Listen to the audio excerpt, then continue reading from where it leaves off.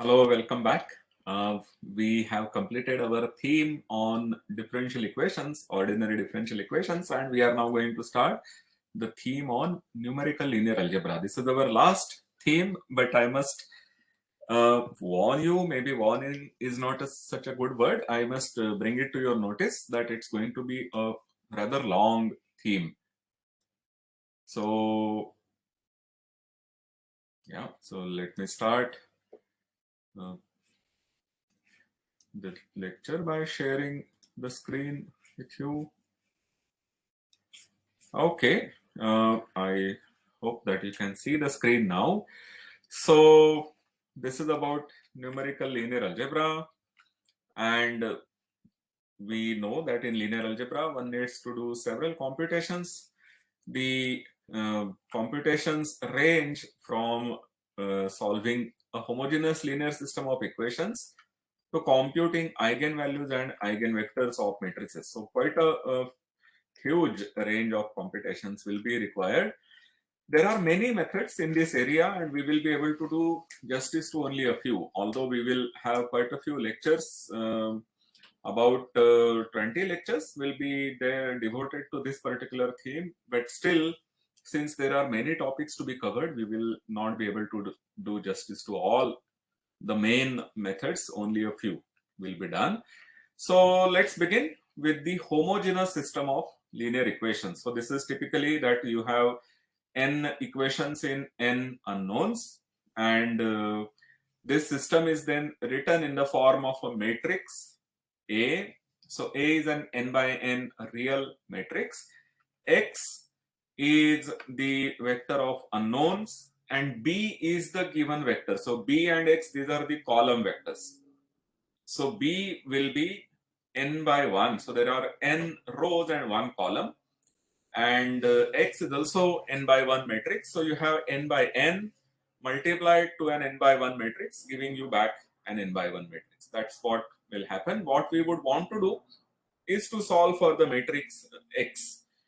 Okay, this is some sort of a reverse question. These are the difficult questions. Whenever we have given some such equation in 3 quantities, then solving for one quantity in terms of the 2 others is normally easy for one of the quantities and is going to be difficult for the remaining 2 quantities. This is typically the thing. So here we have A, X and B. If you are given A and if you are given X, then solving for B is simple. You just take the matrix multiplication. If you are given A and if you are given B, then one wants to solve for X, and that's what we are going to do. That's a slightly difficult thing. Even more difficult would be to solve for capital A given X and given B, and then we will have to see what are all possible A's that would do the job. So that is also a sort of a difficult question. Another example to give you would be to say something like, if you have a function and you want to evaluate it at some point and then you get the value y, but getting the point x in terms of the function and the value y is typically a difficult question. And even further more difficult question would be to find the function which takes x to y. If you are putting various conditions on the function, then it can be quite difficult to compute it. Okay, so here in this case, if the matrix is invertible, then we know that there is a unique solution. So you have to just take x equal to A inverse into B. So now your difficult problem has been translated into a slightly less difficult problem of computing the inverse of the matrix A. There are algorithms to do it, and so once you have computed this inverse, you just multiply by this inverse to B and you have the result. However, if your matrix A is not invertible, then either the solution doesn't exist or there are infinitely many solutions. So there are these two possibilities. In any case, there is no unique solution. Okay, so let's try to illustrate this with some examples. So we have, suppose these two systems are being considered. Our matrix A is a 3 by 3 matrix, 1 1 1 2 2 1 1 1 2, and in the first problem our B column matrix is 4, 6, 6, and in the second one it is 4, 4, 6. Okay, now if you know or if you remember your linear algebra, you will notice that the matrix A has first two columns to be the same. They are one and the same columns, and therefore the matrix is not invertible. And indeed, if you look at the systems, the first system has infinitely many solutions. Indeed, if you just take x1 comma x2 comma 2, you put x3 equal to 2 and just put x1 x2 with the condition that x1 plus x2 is 2, then any such triple will give you a solution. So for instance, 1, 1, 2, 2, 0, 2, 0, 2, 2, or a 2 minus a 2. For any real number a, you will get a solution. So there are infinitely many solutions. Whereas the second system has no solution. And how do we check this? So this can be seen by observing, when we write these equations, the first two equations will give you x1 plus x2 plus x3, that is equal to 4. So that is our first equation, x1 plus x2 plus x3. And the second equation is 2x1 plus 2x2 plus x3. Okay, these are the two equations. Both are giving you the value equal to 4. Therefore, if you ignore this 4 for the moment, you have that x1 plus x2 plus x3 is 2x1 plus 2x2 plus x3. And this gives you that x1 plus x2 is 0. Okay.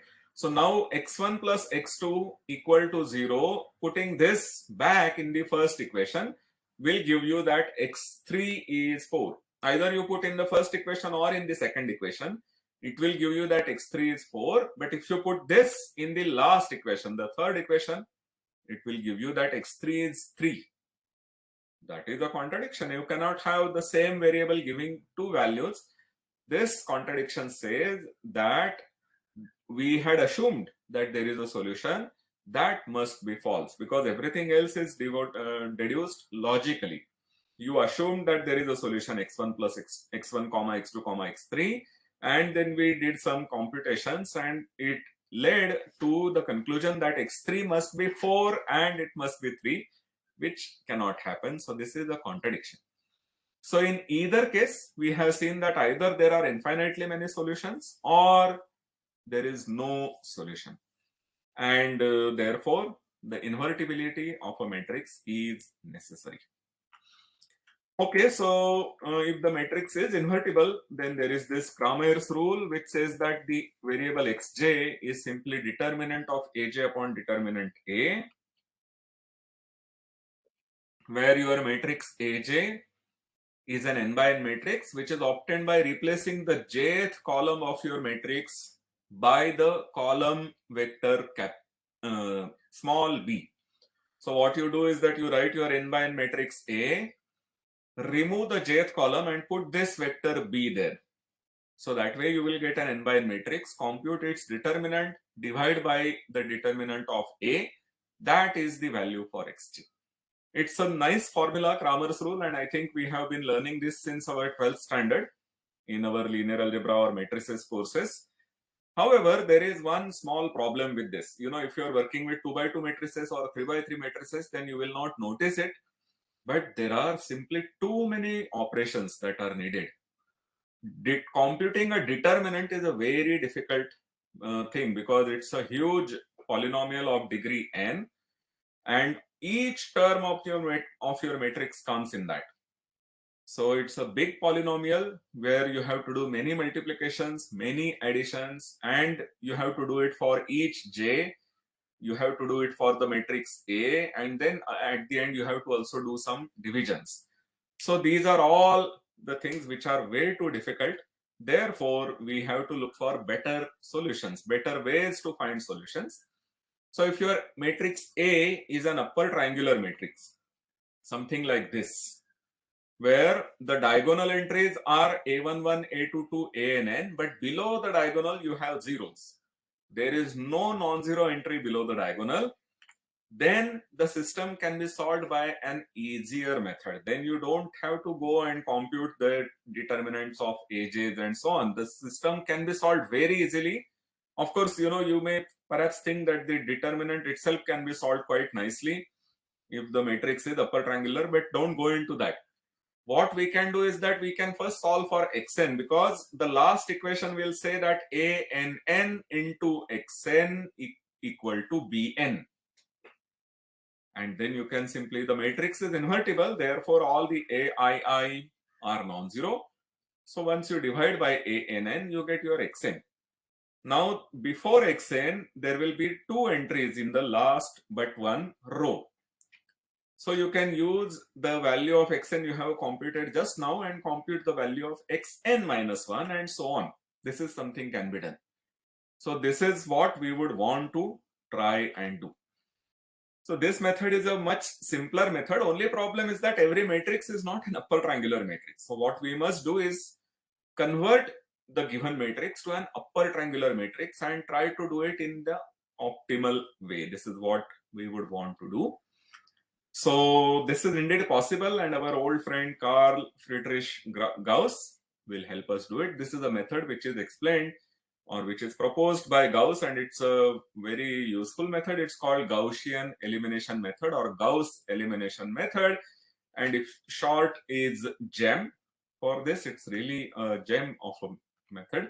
We will soon see this method. What it also does is that it leads to a very interesting decomposition of your matrix. So you have a matrix A and you multiply by some another lower triangular matrix to A, and what you get is an upper triangular matrix. Or in other words, what we have is that you have the matrix A, we are writing it as a lower triangular into an upper triangular matrix. This is what we get, and this is called LU decomposition. It's a very useful decomposition. We will see more of it later in the same course.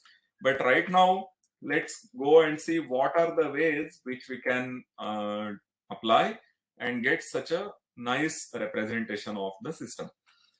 So first of all, what we can do is, once we are given these n equations, what is allowed is that each equation can be multiplied by a non-zero constant.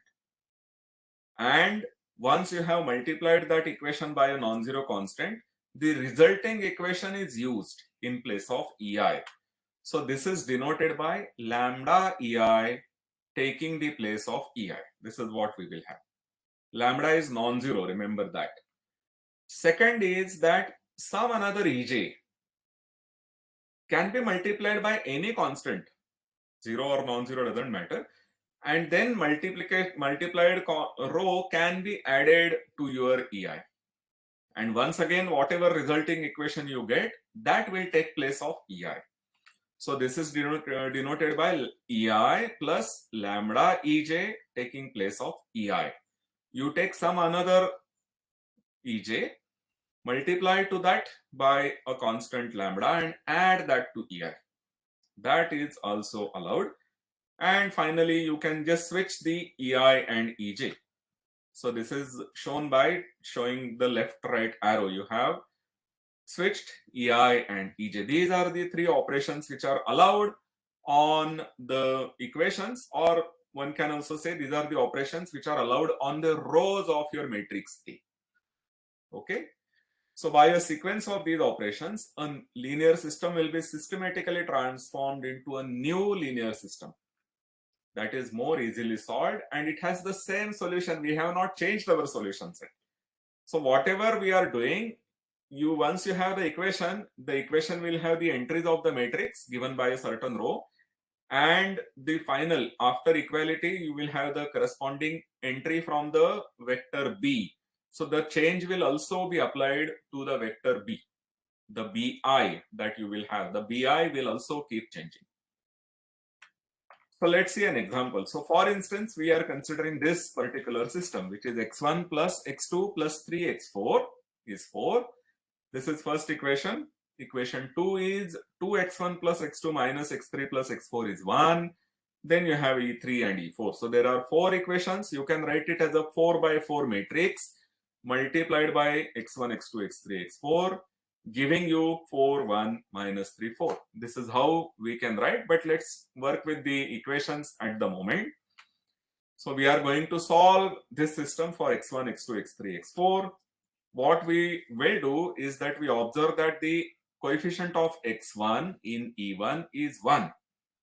We use that and kill all these coefficients of all these variables x1 from the other equations. So what we will do is that to remove x1 from E2, we multiply E1 by 2 and subtract that from E2. So we will do E2 minus 2E1. So twice of the E1 is being subtracted from E2. And then whatever is the resulting row, that will take place of E2.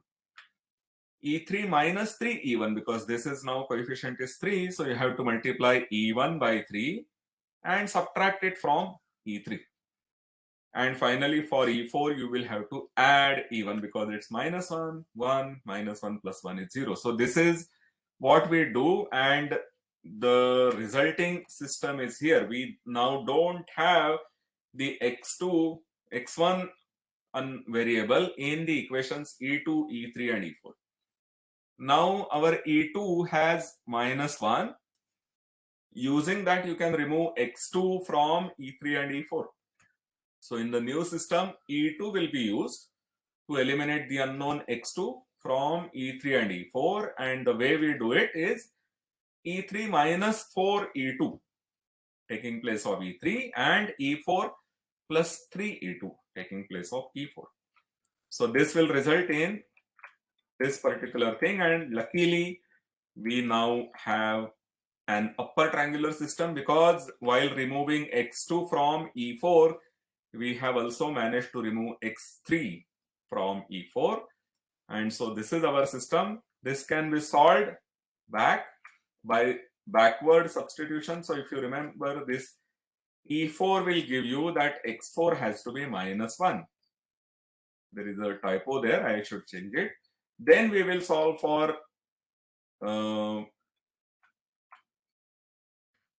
I will check if there are typos. But then we solve for E3, for x3 giving you this value, x2 giving you the value 2, and finally E1 is minus 1. So these are the solutions. E1 is minus 1, x1 is minus 1, x2 is 2, x3 is 0, and x4 should be minus 1 by what we have seen, unless I have made some computational error. So I will check it, but this is how the system works. Indeed, x1 is minus 1, x2 is 2, x3 is 0, and x4 is 1. So this is the way one would use the Gaussian elimination method to solve linear systems of equations. Let me give you the way to work with the method in general. So the algorithm would be as follows. We have this linear system, and what we do is that we form the augmented matrix. I told you that there will be changes to EI and there will be changes to the BIs. The XIs will not change, of course, but there are changes to A and B. So the row changes being applied to both A and B. So it is useful to put both A and B in a matrix, giving you a matrix with n rows and n plus 1 columns, and then apply these row transformations. So that is what we will do. If your A11 is non-zero, then we perform EJ minus AJ1 upon A11 E1 to EJ. Because whatever is the coefficient of x1 in the equation EJ, that's the number AJ1. Okay, and what we are doing is that we will use this operation. So this operation, the first coordinate in E1 is A11. So AJ1 upon A11 into A11 as the coefficient of x1 will give you minus AJ1 x1. And EJ already has AJ1 x1. So they get cancelled. And therefore, when you replace the existing EJ by this resulting equation, you would have eliminated x1 from EJ onwards. So EJ onwards, x1 is eliminated.